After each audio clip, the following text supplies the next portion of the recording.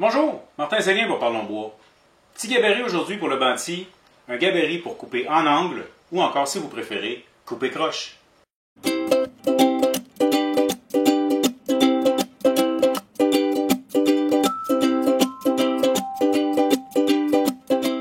Si vous aimez ce que je fais, je vous invite à vous abonner à ma chaîne YouTube en cliquant sur le bouton s'abonner dans le bas, ainsi que la petite cloche de notification pour être informé de toutes mes nouvelles vidéos.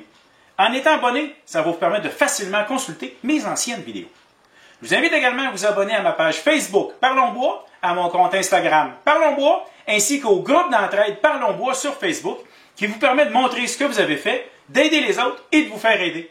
Sur ce, bonne écoute! Par le passé, pour faire des coupes en angle, j'ai toujours utilisé cet outil.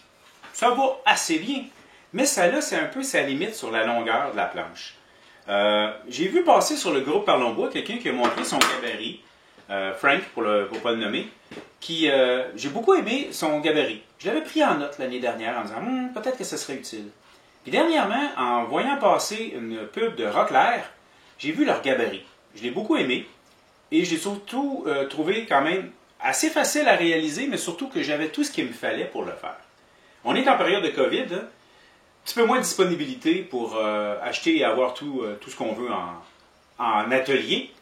Bref, j'y vais avec ce que j'ai. Je vais utiliser ce que j'ai sous la main. J'ai un contreplaqué mi de gamme. Ce n'est pas un contreplaqué de construction, donc il est un peu mieux. Ce n'est pas un merisier russe, donc il n'est pas parfait. Pour des gabarits, le merisier russe, je le dis, c'est vraiment ce qu'il y a de mieux. Donc je vais utiliser cette planche que j'ai ici. Le gabarit de Rockler fait 8 de large, 8 pouces, donc 20 cm, par 32 de long, donc 80-81 cm de long.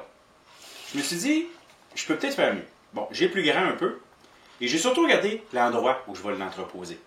Ce qui fait que je vais le faire approximativement de 11 de large ou 28 cm par, regardez mes notes, 40 de long, et 40 de long, c'est 1 mètre approximativement de long.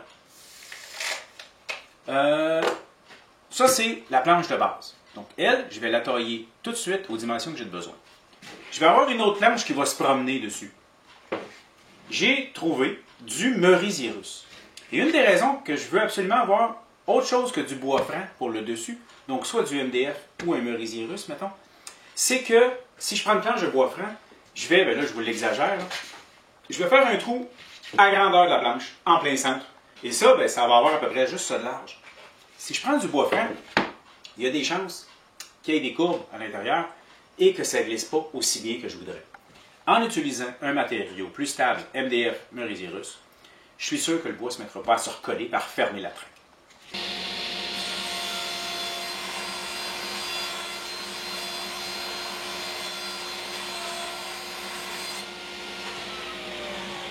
Vous connaissez le proverbe? Il y a juste les fous qui ne changent pas d'idée. Mais je peux vous dire qu'à tous les jours, je me prouve que je ne suis pas fou. Premièrement, en coupant ma planche, qu'est-ce que je découvre pas, toi, que je coupe? Exactement le morceau que j'ai besoin pour aller dessus. Donc, on oublie l'autre morceau. Et après ça, j'ai mis mes lunettes un peu, j'ai commencé à regarder mon morceau. En fait, c'est un plaqué chaîne sur du contreplaqué. Donc, très stable, très fiable, ça va être parfait. OK, maintenant, on fait des trous. Je vais faire mes marques. J'ai mis mon équerre combiné à 1 pouce et je viens simplement mettre, 1 pouce, c'est 2 cm et demi. Donc, 1 pouce là, 1 pouce ici, ça représentait où? Et maintenant, je l'ajuste à 2 pouces. Notez que j'ai déjà fait l'autre extrémité de la planche, là. OK. Et à 2 pouces, je m'installe et, bon, c'est le fun, mon 1 pouce est passé bas. Donc, comme ça, essayez d'être meilleur que moi. Voilà, donc j'ai fait la ligne approximativement de ce que je veux couper. Parce que quoi? Pour que quoi? Donc, que quoi? La planche, le dessus, elle va se promener d'un bord à l'autre. OK? Donc, je vais y percer un trou, il va y avoir un gabarit qui va passer au travers, et ça prend une rainure d'un bout à l'autre ici pour se promener, en fait, des deux extrémités. C'est la première ligne creusage trou que je fais. Et je vais également reproduire la même chose ici, à partir de 2 pouces du bord, environ 5 cm. Approximativement, moi, je peux peut-être aller un peu plus long là, pour justement avoir un peu plus de jeu. Là. Je vais faire une rainure tout le long d'un bois. J'ai installé ma mèche à toupie, ma fraise, mon fer, ma bite. Je suis à la distance que j'ai de besoin, 2 pouces, 5 cm. Je me suis installé, butée de départ, butée d'arrêt, et je n'ai pas sorti le fer au complet. À peine un peu, le tiers peut-être de mon épaisseur gros max, je vais faire une première passe, je vais faire les 2 bouts, et à chaque fois que je vais avancer, là à ce moment-là, je vais monter. Donc, on ne peut pas le faire d'un coup. La grosseur de ma fraise est directement reliée à la grosseur de mon écrou. Donc, si c'est serré, je le tasserai pour l'agrandir un tout petit peu.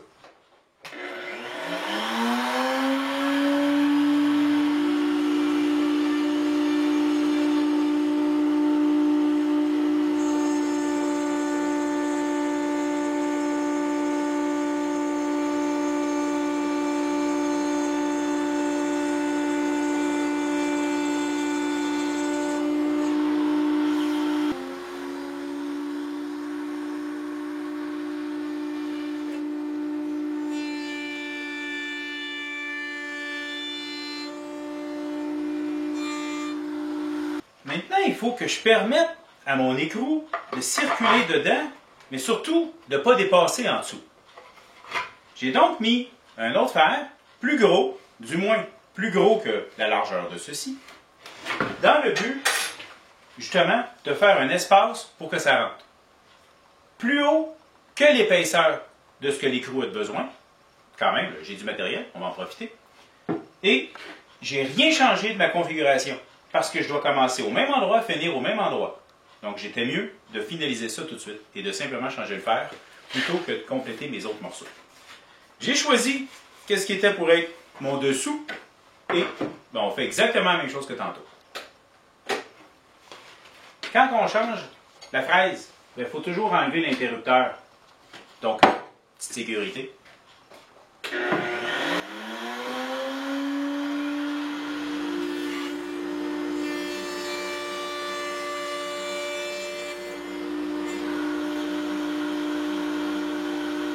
Ici, sensiblement, la même chose. Sauf que mon écrou ici est plus gros que mon autre. Donc, j'ai un fer plus gros. Je ne peux pas travailler avec des butées trop longs. OK? Mais j'ai des chiffres ici qui me donnent la distance à partir du centre de mon fer. Donc, je vais simplement m'aligner environ à 2 pouces, exactement où je pensais être.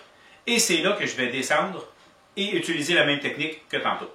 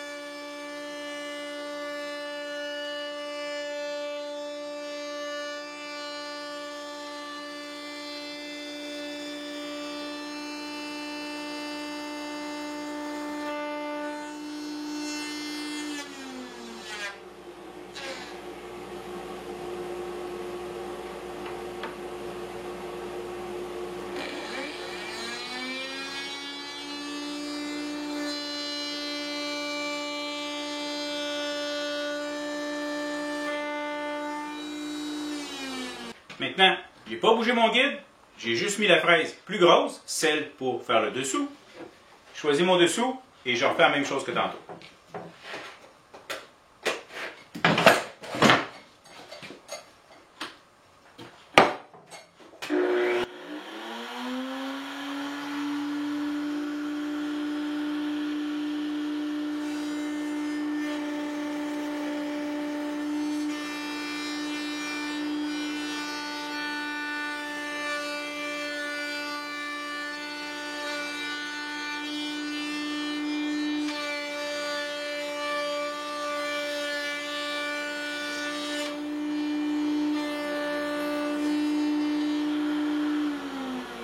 c'est juste à peine serré.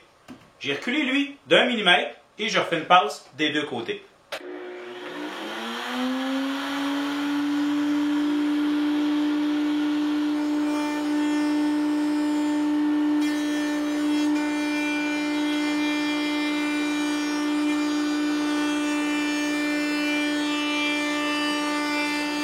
Je vais maintenant le sabler, dans le but que ce ne soit pas trop accrochant.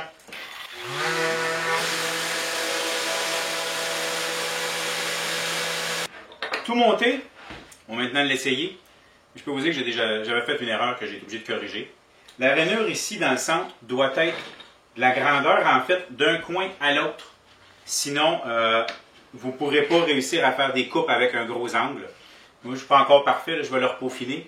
Bref, assurez-vous d'avoir une rainure ici dans le centre qui va d'un coin à l'autre. Donc, plus longue que la distance simplement des deux rainures. Voici mon test. En fait, la manière que je l'ai pensé, c'est que je vais simplement utiliser mon guide pour travailler. Dépendamment de la largeur de planche ou le travail que je veux faire, je pourrais mettre le guide plus loin.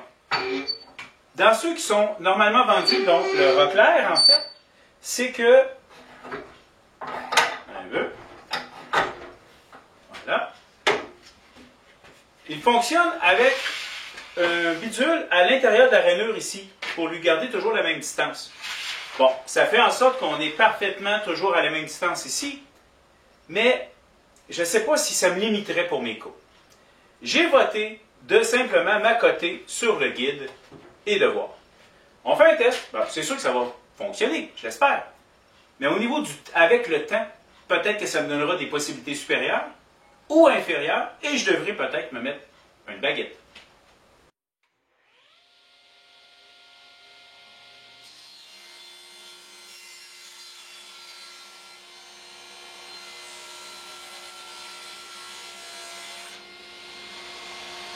Donc, comme vous pouvez voir, ça permet de faire de la coupe en angle, aussi de manière répétitive. S'il y a un coup qui est fixé à sa place, on peut le conserver comme ça. Je pourrais peut-être lui ajouter des mesures. Je ne sais pas si ça serait utile. Est-ce que plus grand ou plus petit serait mieux? Je ne le sais pas. Bon, j'ai celui-là. Avec le temps, je verrai si je l'utilise beaucoup. Imaginez que vous êtes en train de faire un meuble avec des pattes en angle. Bien, ce serait l'outil idéal pour venir couper vos pattes avec un angle plus pointu. J'ai fait quelques meubles comme ça. Ça irait probablement, certainement, très bien. Ou encore une grande planche avec un côté en écorce, qu'on veut faire une coupe en angle. Comment est-ce qu'on s'y prend? Eh bien, oui, on peut y aller à l'œil, mais ici, ça éviterait d'y aller à l'œil. On fixe la planche dessus et on peut s'installer et faire la coupe. Plus sécuritaire, ça, c'est évident. Eh bien voilà, j'espère que vous avez apprécié la fabrication de ce petit gabarit pour des couples en angle. Merci. Je vous invite à vous abonner à ma chaîne en cliquant sur le bouton s'abonner dans le bas de l'écran. Prenez le soin de mettre le petit paramètre qui va vous envoyer une alerte lorsque je sors une nouvelle vidéo. Vous pouvez également me suivre sur ma page Facebook ou ma page Instagram. C'est facile, ça s'appelle Parlons Bois. Et si ça vous intéresse d'avoir une petite formation privée, juste à me contacter, on va s'arranger. Merci.